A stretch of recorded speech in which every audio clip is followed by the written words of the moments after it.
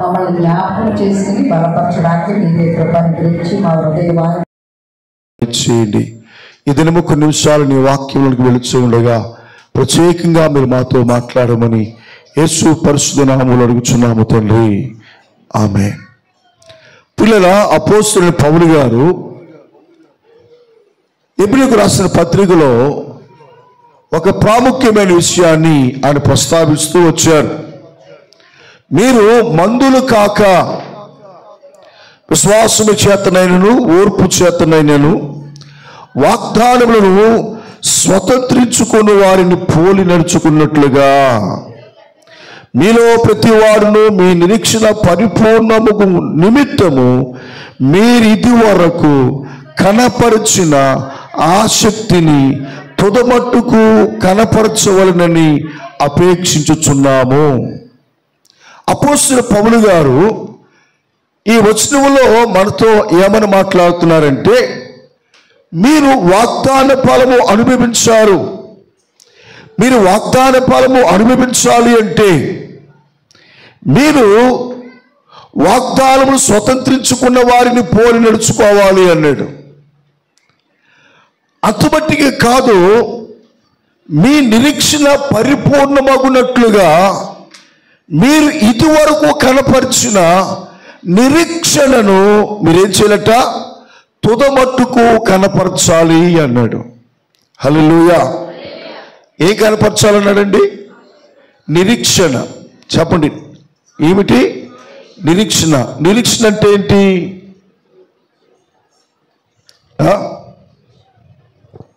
నిరీక్షణ అంటే ఏమిటి? ఎదురు చూచుట, కనిపెట్టుట. ఇక కొన్ని పర్యాయ పదాలు మనం చూడగలం. పిల్లరా, అపోస్తలుడైన పౌలు గారు హెబ్రీ పత్రికలో రాస్తుంటున్నాడు, మీరు వాగ్దాన ఫలమును స్వతంత్రించుకున్న వారిని పోలినట్లుగా పోలి నడుచుకున్నట్లు మీలో ప్రతివాడు కూడా మీ నిరీక్షణ పరిపూర్ణమగునట్లుగా మీరు ఇది వరకు కనపరిచిన ఆసక్తి తుదమట్టుకు కొనసాగించండి. దేవుని బిడ్డల, మనము ఏ విషయంలో తుదమట్టుకు ఉండాలి అంటే ఆసక్తి విషయంలో మనము, చెప్పండి, జీవితాంతం ఉండాలి. ఆసక్తి అంటే ఏంటి? ఆసక్తి అంటే ఏంటి? ఆసక్తి అంటే ఏమనుకుంటున్నారు చెప్పాలి మీరు? ఆసక్తి అంటే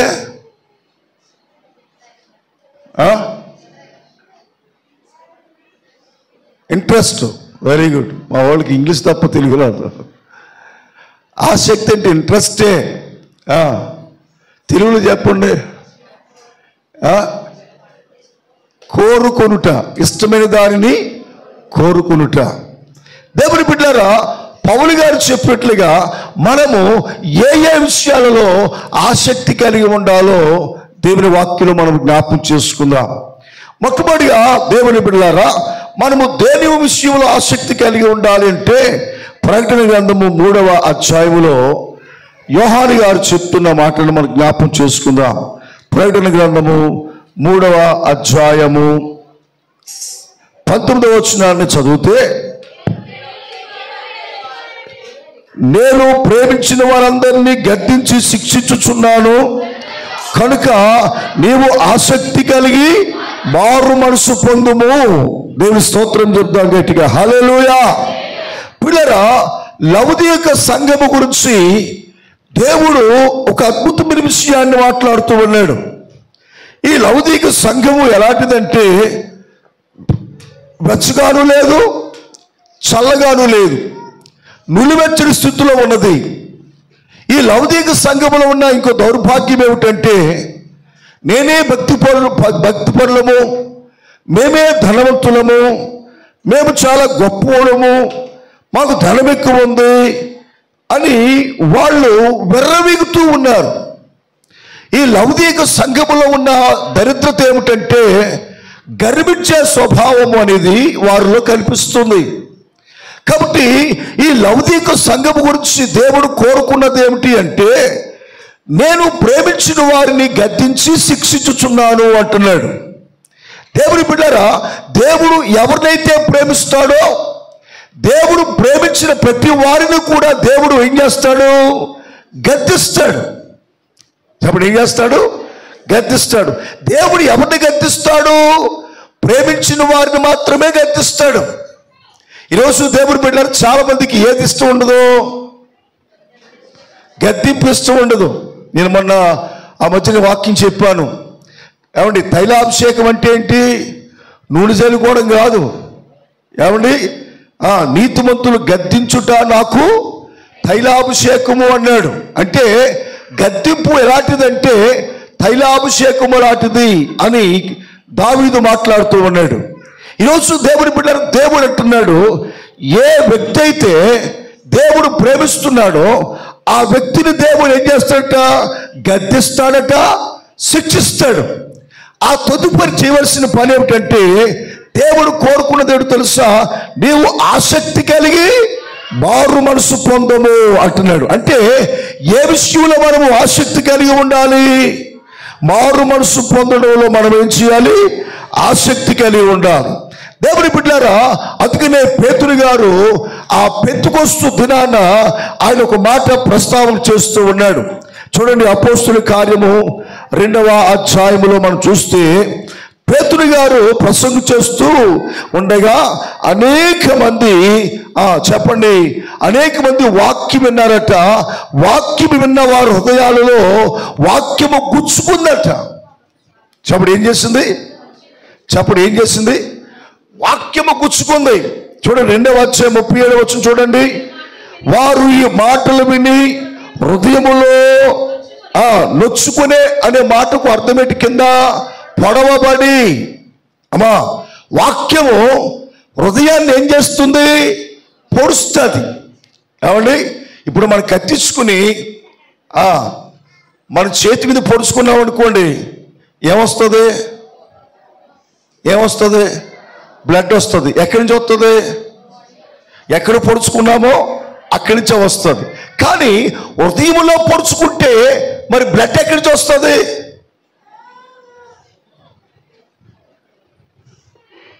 హృదయంలో పొడుచుకుంటే బ్లడ్ ఎక్కడి నుంచి వస్తుంది? ఏమండి, ఇప్పుడు శరీరంలో పొడుచుకుంటే ఈ చేయి మీద పొడుచుకున్నాం అనుకోండి, చేతి దగ్గర వస్తుంది. మరి హృదయంలో పొడుచుకుంటే దాని ప్రతిఫలం ఎక్కడ వస్తుందో తెలుసా? కళ్ళల్లో వస్తుంది. కాబట్టి పిల్లలు, దేవుని వాక్యము ప్రతి హృదయాన్ని గుచ్చేదిగా ఉంది. అందుచేత పేతురు గారు అంటున్నాడు, వారు ఎప్పుడైతే గుచ్చుకున్నారో, హృదయము పొడవబడిందో, ఎప్పుడైతే వాక్యము గద్దించిందో అప్పుడు వారు అందరూ పేతురు గారిని అడుగుతున్నారు, అయ్యా మేము ఏమి చేయాలి అని అడుగుతున్నారు. కాబట్టి పేతురు గారికి వారు చెప్పే సమాధానం ఏమిటంటే, మీరు మారు మనసు పొందండి, పాపక్షమాపణ నిమిత్తము ప్రతివాడు యేసుక్రీస్తు నామమున బాప్తిసం పొందాలి అన్నాడు. అంటే పిల్లరా, ముందు మనం ఏం చేయాలంటే మారు మనసు పొందాలి. చెప్పండి, ఏం చేయాలి? మారు మనసు పొందాలి. అంటే దేవుడు కోరుకున్నది ఏంటో తెలుసా? ఆసక్తిని కోరుకుంటున్నాడు నీ ఎడల. దేవుడు నీ పట్ల ఆసక్తిని కోరుకుంటున్నప్పుడు ఏ విషయంలో ఆసక్తి చూపించాలి అంటే, ఎప్పుడైతే వాక్యము నీ హృదయాన్ని గుచ్చిందో, ఎప్పుడైతే నీ వాక్యము నీ హృదయాన్ని పొడిచిన వెంటనే నువ్వు చేయవలసిన పని ఏంటో తెలుసా? పశ్చాత్తాపపడి మారు మనసు పొందాలి. మారు మనసు పొందటంలో నువ్వేం చేయబడాలి తెలుసా? ఆసక్తిని చూపించాలి. మీకు ఇంకా అర్థం అవడానికి అదే అపోస్తుల కార్యములో 8వ అధ్యాయంలో ఒక సంగతి మనం చూడగలుగుతూ ఉన్నాం. ఇక్కడ ఒక నపుంసకుడు ఉన్నాడు. ఈ నపుంసకుడు ఏమండి ఎక్కడికి వెళ్తున్నాడు? చూడండి, అపోస్తుల కార్యము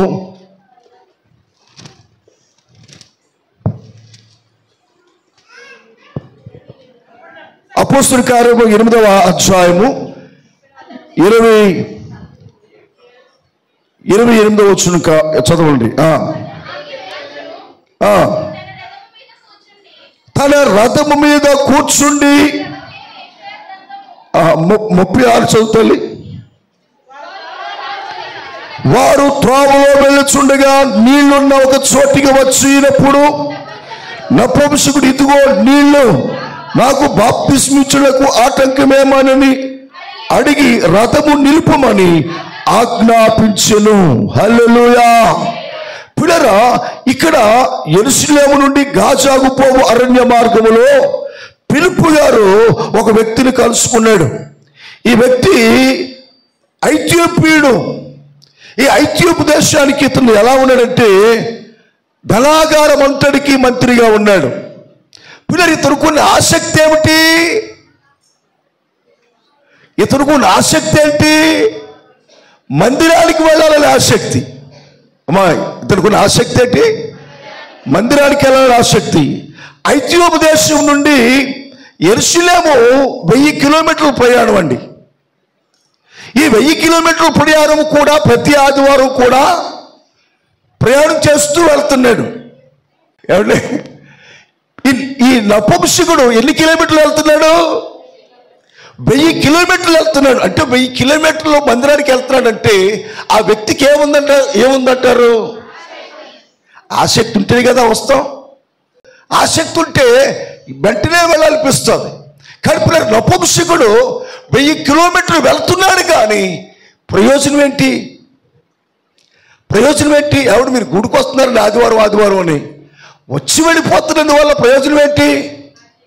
వాక్యము మీ హృదయంలో ఫలించాలి. వాక్యం విన్న తర్వాత ఆ వాక్యము ద్వారా మీ జీవితంలో క్రియ రావాలి. ఇప్పుడు జ్వరం వచ్చిందండి, నాకు కుదుపుకుంటూ జ్వరం వచ్చింది. ఇప్పుడు టాబ్లెట్ వేసింది మనమ్మ, టాబ్లెట్ ఇచ్చింది నాకు. అయ్యగారు టాబ్లెట్ వేసుకోండి మనమ్మ టాబ్లెట్ ఇచ్చింది. ఇచ్చిన 5 నిమిషాలకి నా ఒళ్ళంతా ఏమైపోవాలి? చల్లబడిపోయి చెమటలు పట్టాలి. ఇప్పుడు చెమట పట్టలేదు, ఇంకా వేడెక్కువైపోయింది అనుకోండి. ఇప్పుడు మనమ్మ అంటది, రేపు పొద్దున్నండి టెస్ట్లో వేస్తాను, ఒక 5,000 తెచ్చుకోండి అంటుంది. ఎందుకని? తగ్గలేదు కాబట్టి. వాక్యం పెట్టినప్పుడు ప్రతి వారు గుడికి వస్తున్నారు, ప్రతిరోజు గుడికి వస్తున్నారు. వచ్చిన మీరు వాక్యము మీ మనసులో పడినప్పుడు ఆ వాక్యము ద్వారా మీలో ఒక నూతన మార్పు వస్తే అది ఫలించినట్లు. కాబట్టి పిల్లరా, ఈ నపుంసకుడు ఆదివారం గుళ్ళో వెళ్తున్నాడు, రథం మీద వెళ్తున్నాడు. వెళ్ళేవాడు ఖాళీగా కూర్చుంటున్నాడా అంటే ఖాళీగా కూర్చోవట్లేదు. ఈ రథం మీద వెళుతూ ఉన్న వ్యక్తి రథములో కూర్చుని వాక్యాన్ని ధ్యానిస్తున్నాడు. ఏమండి, మనం ప్రయాణం చేస్తూ వెళ్తే ఏం చేస్తాం? ఇయర్ ఫోన్స్ పెట్టుకుని పాటలు అంటాం, లేదా జబర్దస్తి పెట్టుకుని జోకులని ఆనందిస్తాం. ఏమంటే చాలామంది ప్రయాణం చేసినప్పుడు చేసే పని ఏంటి? ట్రైన్లో వెళ్తున్నప్పుడు చాలామంది చూస్తూ ఉంటాను, ఇయర్ ఫోన్స్ పెట్టేసుకుని సినిమా లేదా జబర్దస్తి ఆ జోక్స్ పెట్టుకుని వాళ్ళు నవ్వుకుంటారు. బయట వాడికి ఏమో తెలియదు. ఈరోజు దేవుని బిడ్డ అతను ప్రయాణం చేస్తూ అతను చేసిన పని ఏమిటంటే వాక్యం చదువుతున్నాడు. ఏ వాక్యం చదువుతున్నాడు? యెషయా గ్రంథం చదువుతున్నాడు. యెషయా గ్రంథం చదువుతున్నప్పుడు దేవుని ఆత్మ ఫిలిప్పును ప్రేరేపించి ఆ గాజా పోయే మార్గములో ఫిలిప్పును ప్రేరేపించి రథము కంటే స్పీడ్గా పరిగెట్టి రథాన్ని కలుసుకుని అతనితో మాట్లాడుతున్నాడు ఫిలిప్పు గారు. ఎవరు మాట్లాడుతున్నాడు? అయ్యా, మీరు చదివింది మీకు ఎవరు అర్థమవుతుందా అని అడిగాడు. అప్పుడు నపుంసకుడు అన్నాడు, అయ్యా, ఎవడైనా నువ్వు త్రోవ చూపపోతే ఎలాగూ దారి తెలుస్తుంది? నేను దారి కొరకు ఎదురు చూస్తున్నాను, కానీ నాకు దారి తెలుస్తలేదు. ఇప్పుడు దారి కావాలి ఇప్పుడు నాకు. కాబట్టి ఇప్పుడు చాలా మంది చదువుతున్నారు, కానీ చదివే దాన్ని ఏం చేయట్లేదు, గ్రహించడం లేదు. వింటున్నారు, కానీ విన్నదాన్ని ఏం చేస్తున్నారు? హృదయంలో ఉంచుకోవట్లేదు, బయటకు వదిలేస్తున్నారు. అందుకనే ఎన్ని సంవత్సరాల నుంచి గుడికొచ్చిన మనలో ఏమీ లేదండి, మార్పు లేదు. కాబట్టి పిల్లరా, ఈ నపుంసకుడు వాక్యం విన్నాడు. వాక్యం విన్న తర్వాత ఈ నపుంసకుడు ఫిలిప్పు గారిని అడిగాడు, అయ్యా, వాక్యం ఇంతవరకు నాకు తెలియదు, నేను చదువుతున్నాను కానీ గ్రహించలేదు. ఈ వాక్యం ఎవరి గురించి వ్రాయబడిందో, దేని గురించి వ్రాయబడిందో నాకు ఇప్పటి వరకు అర్థం కాలేదు. ఈ వాక్యము యేసుక్రీస్తు ప్రభు వారి గురించి యెషయా ప్రవక్త గారు రాశారన్న సంగతి ఇప్పుడు నాకు తెలిసింది. ఎందుకు రాశారంటే యేసు ప్రభు వారు నా పాపముల కొరకు, నా అపరాధముల కొరకు ఆయన సిలువలో మరణించి చనిపోయి పాతి పెట్టబడి తిరిగి లేచాడు కనుక నిజమైన దేవుడని నేను తెలుసుకున్నాను చెప్పి ఆ నపుంసకుడు అడుగుతున్నాడు, అయ్యా బాప్తిసం పొందటానికి నాకు ఏమైనా ఆటంకం ఉన్నదా అని అడిగి అక్కడ పిలుపు గారి చేత బాప్తిసం తీసుకుని ఇంటికి వెళ్ళాడు. హల్లెలూయా. ఈరోజు దేవుని బిడ్డలారా, మనము దేని విషయంలో ఆసక్తి కలిగి ఉంటామంటే దేవునికి ఇష్టం లేని కార్యాలలో ఆసక్తి కలిగి ఉంటాం. మనం పౌలు అంటున్నాడు, మీకు ఇదివరకు ఉన్న ఆసక్తి, ఎవరు సంఘములో ఇదివరకు పాటలు పాడాలని ఆసక్తి ఉండేది, పరిచయం చేయాలని ఆసక్తి ఉండేది, దేవుని మధ్యలోకి త్వరగా వెళ్ళాలని ఆసక్తి ఉండేది, దేవుని కొరకు ఏదైనా చెయ్యాలి అనే ఆసక్తి ఉండేది. ఇప్పుడు ఆసక్తి సన్నలిగిపోయింది. ఎందుకో తెలుసా? మారు మనసు అనేది మన జీవితంలో లేకుండా ఉంది. కాబట్టి ఏ విషయంలో మనం మారు మనసు, ఏ విషయంలో ఆసక్తి కలిగి ఉండాలంటే మారు మనసు పొందటంలో మనం ఏం కలిగి ఉండాలి? ఆసక్తి కలిగి ఉండాలి. హల్లెలూయా, హల్లెలూయా. రెండవది, ఏ విషయంలో మనం ఆసక్తి కలిగి ఉండాలి అంటే వాక్యమునందు ఆసక్తి కలిగి ఉండాలి. ఎందువల్లండి? వాక్యమందు. చూడండి, అపోస్తుల కార్యములు 17వ అధ్యాయంలోకి వద్దాం ఒకసారి. పిల్లరా, అపోస్తుల కార్యం 17వ అధ్యాయంలో ఇక్కడ దెస్సలోనిక సంఘం అనేది ఉన్నారు. అపోస్తుల కార్యం 17వ అధ్యాయము 11వ వచనం చదువుదాం. వీరు దెస్సలోనికలో ఉన్న వారి కంటే గడులై ఉండిరి, ఆసక్తితో పౌలు శీలయు చెప్పిన సంగతులు ఎలా ఉన్నావో అని ప్రతి దినమును లేఖనములు పరిశోధించుచు వచ్చిరి. హల్లెలూయా, హల్లెలూయా. దేవుని బిడ్డలారా, దేవుని వాక్యం చూడండి. దెస్సలోనికలో ఉన్న సంఘము కంటే బెరాలో ఉన్న సంఘము చాలా గనులని వాక్యం చెప్తుంది. హల్లెలూయా. ఎవరు గనులు? దెస్సలోనికలో ఉన్నవారు కంటే చెప్పండి, బెరాయాలో ఉన్నవారు చాలా గనులు. ఎందుకు గనులు అంటే బెరాయాలో ఉన్నవారు దేని విషయంలో ఆసక్తి చూపిస్తున్నారు అంటే వాక్యము వెంటలో ఆసక్తి చూపిస్తున్నారు. హల్లెలూయా. చెప్పండి, ఎలాగండి? వాక్యం వెంటలో ఆసక్తి చూపిస్తున్నారు. ఎవరు? బెరాయా సంఘం వారు. చెప్పండి, ఎవరండి? బెరాయా సంఘము గారు వారు. కాబట్టి పిల్లరా, ఈ బెరాయా సంఘం వారు దేవుని వాక్యము వెంటలో చాలా ఆసక్తిని కనపరుస్తున్నారు. వాడు ఈరోజు మనము దేని విషయంలో ఆసక్తి చూపిస్తున్నాము? సీరియల్లో ఆసక్తి ఎక్కువ ఉంది మనకి. ఏమంటే టైం అయిపోయింది అనుకోండి, పొద్దున్న లేచి వాక్యం చదవం కానీ టయానికి మాత్రం టీవీ ఆన్ చేసేసి ఆ సీరియల్ చూస్తే కానీ మనం ఊరుకోలేము. మనకున్న ఆసక్తి ఏంటి అంటే వాక్యము విషయంలో మనము అనుభవాన్ని సంపాదించాలనే ఆలోచన మనకు ఉండదు. లేదా సెల్ ఫోన్ పెట్టుకుని ఏవేవో చూసుకుంటూ కాలక్షేపం చేస్తూ ఉంటారు. దేవుని బిడ్డలారా, బెరాయా వారు ఏ విషయాలు ఆసక్తిగా ఉన్నారు అంటే వాక్యము వినాలనే ఆసక్తి వారికి ఉంది.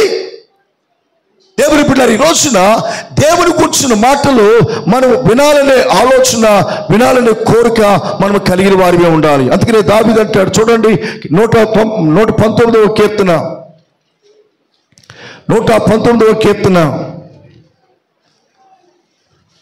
119వ కీర్తన తీయండిసారి 139వ వచనం చదువుదాం. నా విరోధులు నీ వాక్యములు మర్చిపోతురు, కావున నా ఆసక్తి నన్ను భక్షించుచున్నది. హల్లెలూయా. దేవుని బిడ్డలారా, దేవుని వాక్యంలో దావీదు అంటున్నాడు, నా విరోధులు నీ వాక్యాన్ని మర్చిపోతున్నారు, కానీ నా ఆసక్తి నన్ను దేని కొరకు భక్షిస్తుంది? వాక్యము కొరకు. చెప్పండి, దేని కొరకండి?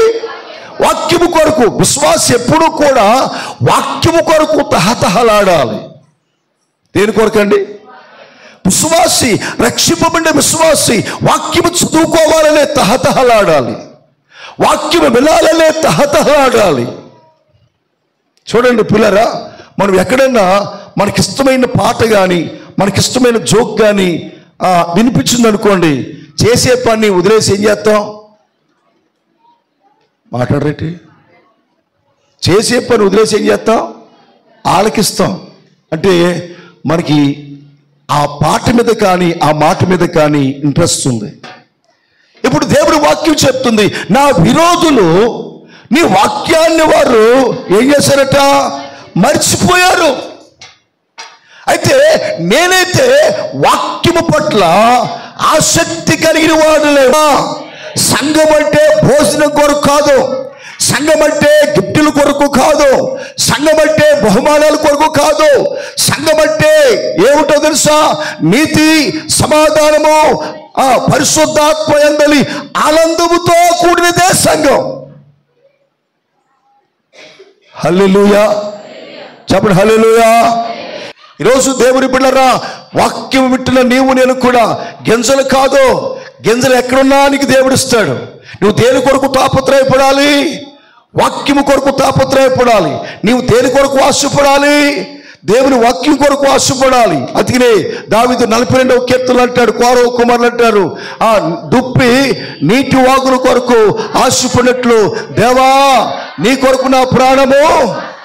దేవుని బిడ్డ, ఈ రోజున నీవు ఆశపడేది, ఆసక్తి చూపించేది మారు మనసు కొరకు ఆసక్తి కలిగి జీవించు, వాక్యము కొరకు ఆసక్తి కలిగి జీవించు. అప్పుడు నీ జీవితము మేలుతో, వాగ్దానాలతో నింపబడుతుంది. చప్పలు కొట్టి దేవుని స్తోత్రం చెప్తాం గట్టిగా, హల్లెలూయా. కాబట్టి ఇప్పుడు అపోస్తలుడు పౌలు అంటున్నాడు, మీరు ఏ ఏ విషయాల్లో ఆసక్తి కలిగి ఉండాలంటే, ఒకటి మారు మనసు పొందటానికి ఆసక్తి కలిగి ఉండాలి. మనసు మారాలి. నువ్వు ఎన్ని రోజులు కూడుకొచ్చిన మనసు మారకపోతే సుఖమేంటి? ఎన్ని రోజులు వాక్యం వల్ల మనసు మారకపోతే సుఖమేంటి? నీ మనసు మారినప్పుడే దేవుడు సంతోషపడతాడు. ఒక విషయం చెప్పనా? భూలోకంలో పాపి మారు మనసు పొందితేనంట పరలోకంలో దేవదూతలు సంతోషంతో పండుగ చేసుకుంటాయట. అమ్మా, ఎవరు పండుగ చేసుకుంటారా? దేన్ని చూసి? ఒక్క వ్యక్తి మారు మనసు పొందితే పరలోకంలో ఉన్న దేవదూతలకు పండుగ అట. దేవుడు పండుగ చేసుకుంటాడట. దేవుడి పిల్లల రోజు దేవుడు కోరుకునేది ఏంటో తెలుసా? మారు మనసు పొందాలని దేవుడు కోరుకుంటున్నాడు. అందరూ అంతటను మారు మనసు పొందాలని దేవుడు ఇష్టపడుతూ ఉండగా, మానవుడు లోకంలో విచ్చలవిడిగా తిరగటానికి ఇష్టపడుతున్నాడు, కానీ మారు మనసు పొందటానికి ఆసక్తి చూపడం లేదు. రెండవది, పిల్లరా, లేనిపోని కల్పనా కథలు వినటానికి ఆసక్తి చూపిస్తున్నాడు, కానీ వాక్యం వినటానికి ఆసక్తి చూపించలేదు. కాబట్టి పిల్లలు, రెండవది, దేని విషయంలో ఆసక్తి చూపించాలి అంటే వాక్యం వినటంలో ఆసక్తి చూపించాలి. మూడవదిగా చూస్తే పిల్లరా, మూడవది చూడండి, ప్రార్థన చేయటానికి ఆసక్తి చూపించాలి. అపోస్తుల కార్యము 12వ అధ్యాయము, అపోస్తుల కార్యము 12వ అధ్యాయము 5వ వచనం చదువుదా. పేతురు సరసాలలో ఉంచబడిను, సంఘమైతే అతని కొరకు అత్యాసక్తితో ప్రార్థన చేసెను. హల్లెలూయా, హల్లెలూయా, గట్టిగా చెప్పండి, హల్లెలూయా. పిల్లరా, ఇక్కడ మనకి అపోస్తుల కార్యములో ఈ 12వ అధ్యాయంలో జరిగిన సందర్భం మనకు తెలుసు. పేతురు గారిని చెరసాలలో వేశారు. మనుషుడు ఉదయమే పేతురు గారిని ఉరేసేస్తారు, పేతురు గారిని చంపేస్తారు. పేతురు గారిని బంధించారని చెప్పి ఆ సంఘమంతా కలిసి ఒక మేడగదిలో కూర్చుని ప్రార్థన చేస్తూ ఉన్నారట. ఈ ప్రార్థన చేస్తూ ఉండగా వారు ఎలా ప్రార్థన చేస్తారండి చెప్పండి? అత్యాసక్తితో వారు ప్రార్థన చేశారు. హల్లెలూయా. అత్యాసక్తితో వారు ప్రార్థన చేస్తే, దేవుని బిడ్డలారా, వారి అత్యాసక్తితో చేసిన ప్రార్థన వలన పేతురు గారుకున్న సంఖ్యలన్నీ కూడా తెగిపోయి, బంధకాలన్నీ ఊడిపోయి, సరసాలోంచి బయటికి పేతురు గారు వచ్చేసారు. చప్పలు కొట్టి దేవుని స్తోత్రం చెప్పండి. పిల్లరా, సంఘము ఎప్పుడూ కూడా ప్రార్థన యందు అత్యాసక్తి కలిగి ఉండాలి. ఈరోజు దేవుని బిడ్డలారా, మనకి ఏది ఇష్టం లేదు అంటే ప్రార్థన అంటే ఇష్టం ఉండదు. చూడండి, ప్రార్థనకి వెళ్దాం రండి అంటే ఎవడన్నా వస్తాడా? రాడు. దేవుని బిడ్డ దేని కొరకు ఆసక్తి? వాళ్ళు ప్రార్థనలో కాసేపు కూర్చుంటే ఇంకా టైం అయిపోయింది, ఇంకా ముగించలేదు. ప్రార్థన ఏమైనా చేస్తారు అనుకోండి, ఇంకా ముగించమని చెప్పు, పొడి చేస్తారు, పొడి చేస్తారు. ఏమండి, కొంతమంది ప్రార్థన చేస్తే ఆది కాడి నుంచి ప్రకటన వరకు చేస్తాడు ప్రార్థన. దేవుని బిడ్డను ప్రార్థన చేయడానికి ఆసక్తి కలిగిన సంఘం ఎక్కడైతే ఉందో ఆ సంఘం ఎప్పుడూ కూడా దీవెనకరంగా మార్చబడుతుంది. ఆ సంఘము ద్వారా ఆ గ్రామానికి మేలు, ఆ సంఘము ద్వారా దేవుని సేవకునికి మేలు, ఆ సంఘము ద్వారా సంఘ విశ్వాసునికి మేలు కలుగుతుంది. హల్లెలూయా. పిల్లరా, ఎప్పుడు సంఘము ఏం చేయాలి తెలుసా? ప్రార్థన చేయడానికి ఆశ చూపించాలి, ప్రార్థనకు ఆశ చూపించాలి. ఈరోజు దేవుని బిడ్డ దేని కొరకు నువ్వు ఆశ చూపిస్తున్నావు? దేవుని వాక్యంలో పిల్లరా ఏలియా కూడా ప్రార్థన చేశాడు. ఎలా ప్రార్థన చేశాడు? యాకోబు రాసిన పత్రిక 5:17 చదవండి ఒకసారి. యాకోబు రాసిన పత్రిక. ఏలియా మన వంటి స్వభావము కలిగిన వాడే వర్షింపకుండినట్లు. చూడండి అక్కడ ఎవరు రాయబడింది? అతడు ఆసక్తితో ప్రార్థన చేయగా 3.5 సంవత్సరముల వరకు భూమి మీద వర్షము కురవలేదు. హల్లెలూయా, హల్లెలూయా. దేవుని బిడ్డలు గమనించండి, వారు ఆసక్తితో ప్రార్థన చేస్తూ ఉండగా. ఎవరి పిల్లరా ఆసక్తితో ప్రార్థన చేశాడు ఏలియా? అమ్మ పెట్టినారా? హలో చెప్పండి. ఆసక్తితో ప్రార్థన చేశాడు. సంఘం ఆసక్తితో ప్రార్థన చేస్తే ఏం జరిగింది? పేతురు గారి సరసాలు చెప్పండి బంధకాలు ఊడిపోయాయి. ఏలియా ప్రార్థన చేస్తే ఏమైంది చెప్పండి? 3 సంవత్సరాలు వర్షము కురవకుండా ఆగిపోయింది. ఇంకో అద్భుతమైన మాట చెప్పనా? సృష్టి దేవునికి ప్రార్థన చేస్తే సృష్టి అంట దేవునికి ప్రార్థన చేసిందంట. సృష్టి ప్రార్థన చేస్తుందా? ఏమండి? ఆదికాండం చూడండి. ఆదికాండం 18వ అధ్యాయంలో ఒక సందర్భాన్ని మనం జ్ఞాపకం చేసుకుందాం. 18వ అధ్యాయం 20 వచనం. మరియు యెహోవా సొదొమ గొమొర్రాను గూర్చిన మొర గొప్పది కనుక వాటి పాపము బహుభారమైనది గనుకను నేను దిగిపోయి వారి ఎత్తుకు వచ్చిన ఆ మొర చెప్పుననే వారు సంపూర్ణంగా చేసిరో లేదో చూచుటకు చేసిన లేదో చూచెదను, చేయనిలని నేను తెలుసుకొందును. హల్లెలూయా. ఇప్పుడు తలపైకి ఎత్తినాను చూడండి. ఇప్పుడు సొదొమ గొమొర్రాల గురించి ఎవరు మొరపెట్టారు?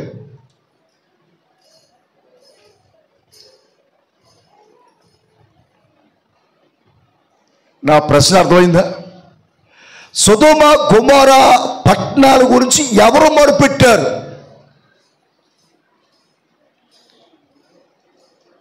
పేతురు గారి గురించి ఎవరు మొరపెట్టారు? సంఘం. వర్షం కురవకుండా ఎవరు మొరపెట్టారు? ఏలియా. ఇప్పుడు సొదొమ గొమొర్రా పట్టణాల గురించి దేవునికి ఎవరు మొరపెట్టారు?